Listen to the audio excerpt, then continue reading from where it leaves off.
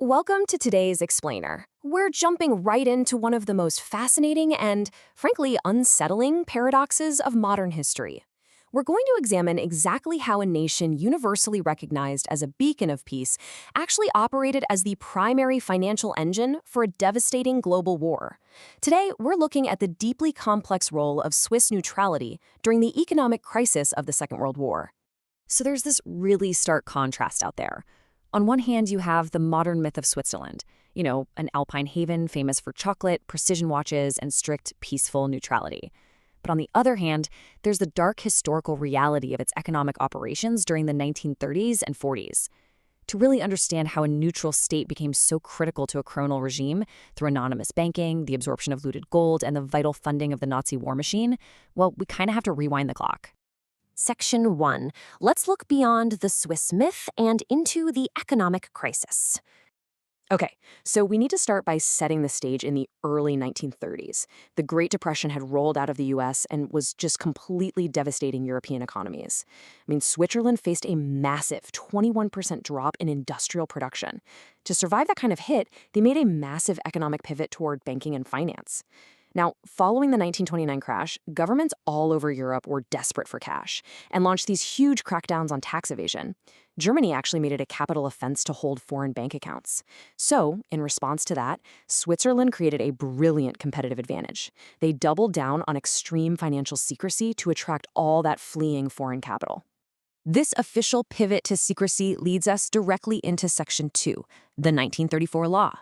Right, so in 1934, the Swiss Banking Act was passed. This legally established completely anonymous, numbered bank accounts. The identity of the account holder was literally reduced to a mere number, known only to the bank. And this created a really tragic historical irony.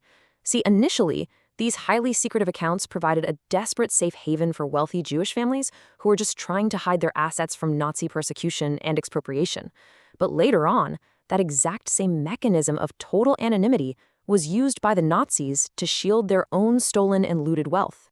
During all of this, the banks were, happily collecting fees and commissions on these deposits, seemingly ignoring the morality of where the wealth was actually coming from. But the capitulation went way beyond just the banking sector.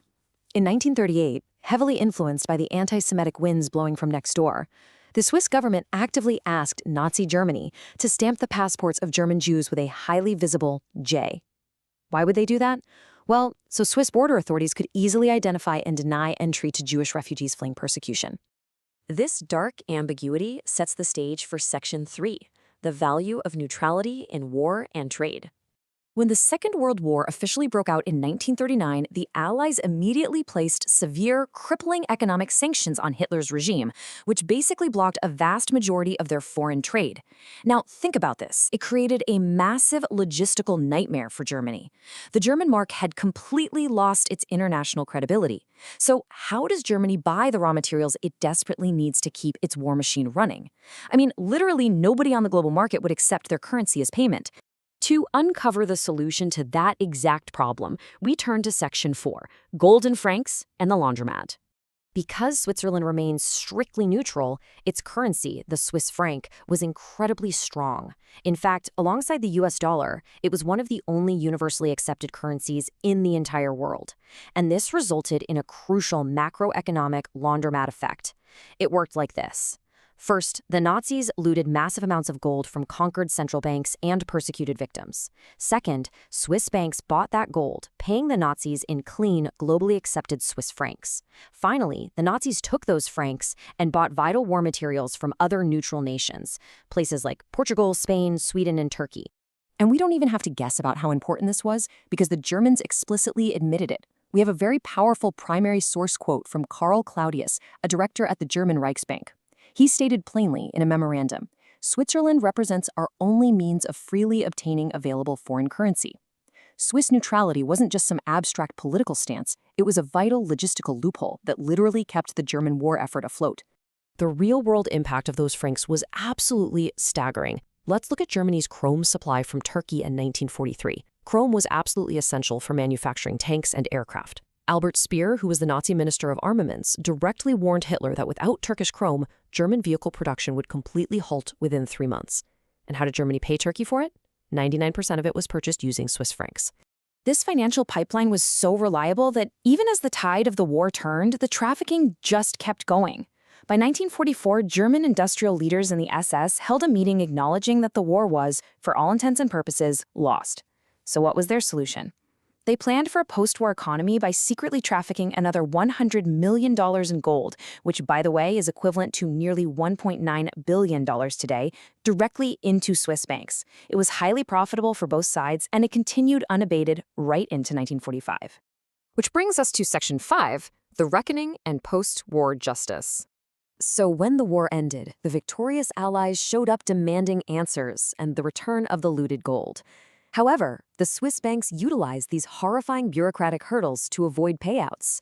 First, they justified their wartime actions by claiming they had feared a Nazi invasion, which is an excuse historians note they only really started using in 1943 when the Allies first started complaining.